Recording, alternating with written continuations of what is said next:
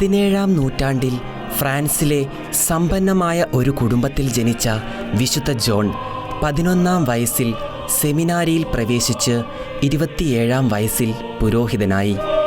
റൂവനിൽ ദരിദ്ര ബാലന്മാർക്കു വേണ്ടി സ്കൂൾ നടത്താൻ തീരുമാനിച്ച അദ്ദേഹം പൂർണ്ണ ഹൃദയത്തോടെ ദരിദ്ര കുഞ്ഞുങ്ങളുടെ വിദ്യാഭ്യാസത്തിനായി സ്വയം സമർപ്പിച്ചു. ക്രിസ്തീയ സഹോദരന്മാർ എന്ന അദ്ദേഹം സ്ഥാപിച്ച സഭ അതിവേഗം വളരുകയും കുട്ടികൾക്കും അധ്യാപകർക്കുമായി അദ്ദേഹം പുതിയ പദ്ധതികൾ വിജയപൂർവ്വം ആരംഭിക്കുകയും കുട്ടികളുടെ ആത്മീയ ധാർമ്മിക പരിശീലനത്തിൽ അതീവ ശ്രദ്ധ ചെലുത്തുകയും ചെയ്തു.